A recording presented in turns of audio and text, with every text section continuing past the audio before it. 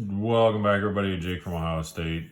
So today we are going to check out this off-grid knife black Stallion. Just as the thumbnail said, no different there. Before we get into it, this came to me through what I aptly named the BPEX pass-around group. And it's just a funny play on words for the Apex. You know, we're just sort of a smaller group and smaller channels and so on. And we all kind of got together, and it'll probably get bigger and bigger anyways.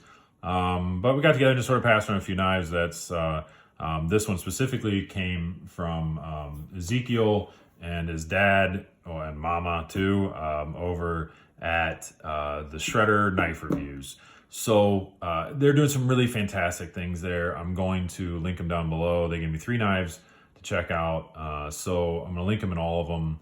Look, they're doing some really fun stuff over there. The Mondays with Mama, I think, is absolutely cool. They talk a little bit of knives.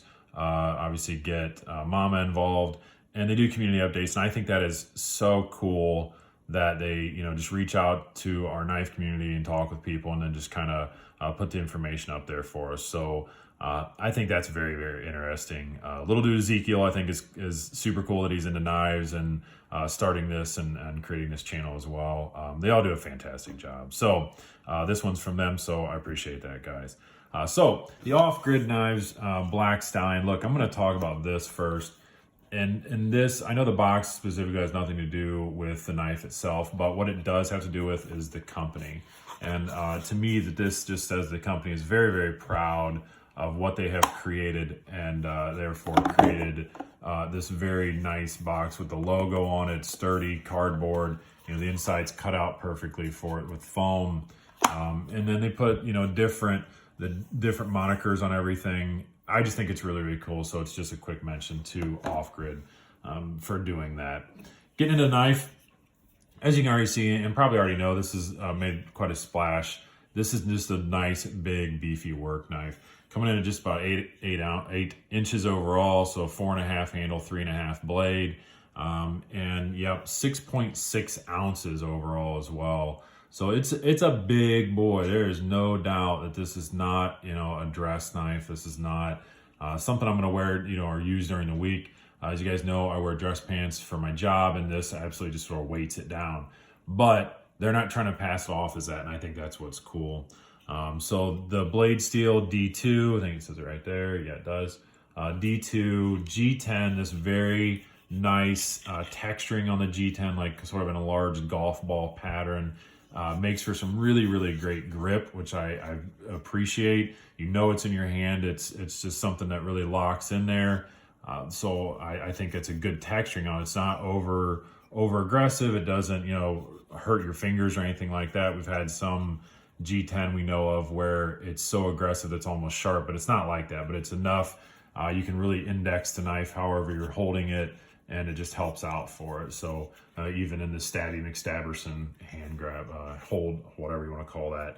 I think it's called a hammer grip maybe, but I prefer Stabby McStabberson. So the blade steel D2, look, I'll touch on it lightly, the fact that, we as a community have become super spoiled in what we are, where, if we, again, look back at older knives or where our knife community used to be and what blade steel was available, that top tier just now, it just keeps getting more and more full, where these blade steels, then just keep getting pushed farther and farther down into the budget. And then, we as an industry have said, all right, we want better than 8CR. So then everybody started using D2, and now D2 has become boring to us. And I agree, the fact that it's just there, to me, it means like, okay, I don't really need another D2 blade because I already had them as a collector. However, us being bored with them doesn't take away the stability of this blade, the stability of the metal, and how well it performs. It's a really good steel. Again, because it's been pushed into the budget range, it tends to get kind of brushed off to the side. The only reason why I'm going so in depth with this is because of the price tag on it. The price tag on it is $70. And I know that, this kind of starts like, well, what do you mean $70 for G10, D2? I didn't mention it is ball bearing inside of there, and I'll get into that in a little bit as well, but the pivot system's ball bearing.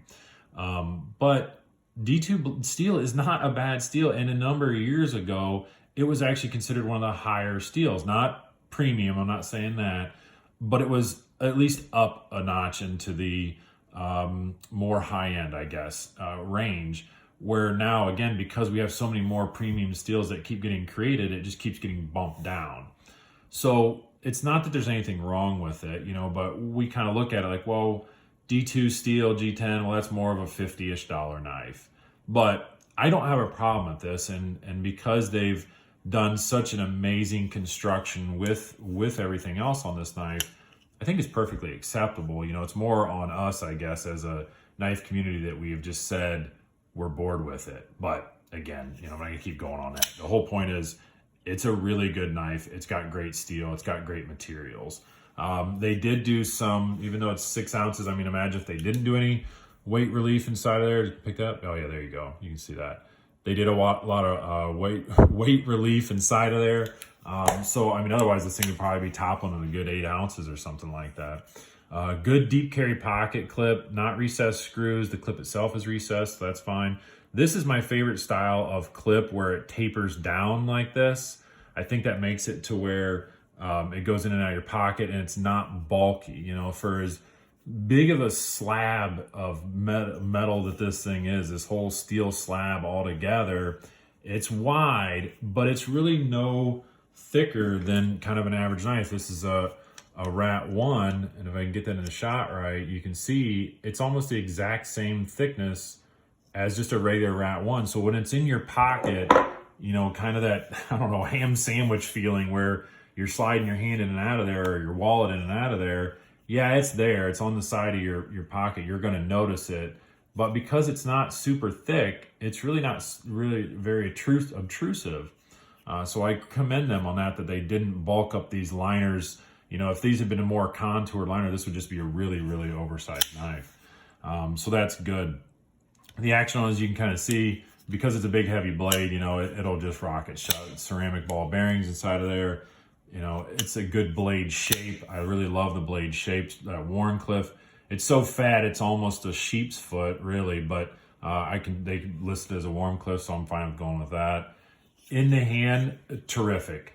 For bigger hands, yeah, you know, maybe medium-sized hands, I got a little bit sticking out down there, but the actual grip, because it just flows out like that, which is what I like, where I can just spread my fingers out. I don't have to get too much, you know, bunched up when I want to use it. They got a good row of jimping on the back. They're not very aggressive. For me, you know, I end up skipping over top of, again, that's more of a bigger hand issue. But I can, you know, just sit my hand. That's the grip that this knife was meant for, where you're going to be using the heel of it. You can push into stuff, whatever you're going to be doing with it. It's a nice flat cut all the way across there. So, you know what I mean, when you're pushing down on it, the whole blade can get used through all, you know, if you're going to be cutting through cardboard, you can use the whole blade evenly. And I think that's really cool. I love the texturing, or the stonewash finish rather. I love the stonewash finish on that. I think they do a really, really good job. Their logo, honestly, I like their logo a lot. I think it's really, really cool. So just that little bit of logo on there, and then the blade stamp, steel stamp on there, that's fine too.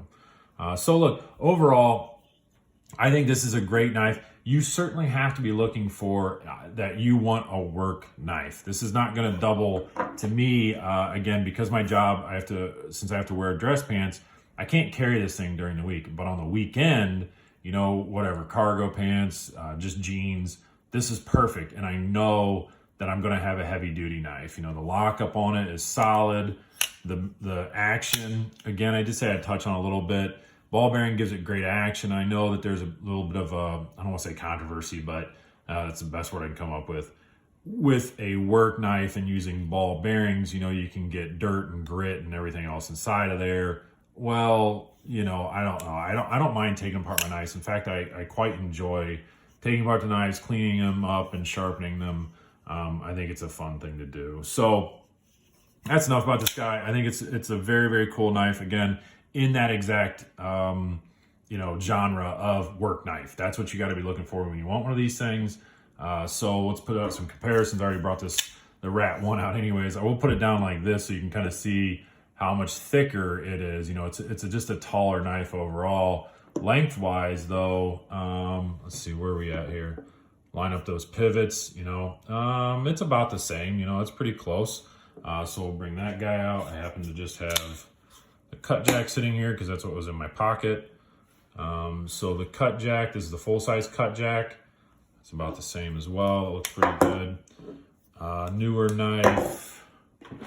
Bring out a couple more here. This is the Real Steel Terra, which I'll talk about this guy a little later as well. Do a review on that guy. I just got a hold of that one, which is one of my favorite ones. And because they're just sort of similar, at the old Tenacious. Everybody knows a Tenacious. So there you guys go. Off-grid knives, Black Stallion. I think it's a very, very cool knife. Thanks again to Ezekiel and his dad and his mom over at Shredder Knife Reviews. Again, I'll link them down there. But it was something really cool to check out. You know, I think their company, I think Off-Grid's doing some really good stuff. And they're putting out some quality knives again if you're looking for that big work knife. So that's it, guys. Everybody go out and promote some positivity, man. Just, you know, tell a dad joke or whatever. Just make somebody smile. You know what I mean? We need more positivity in this life. All right, take care.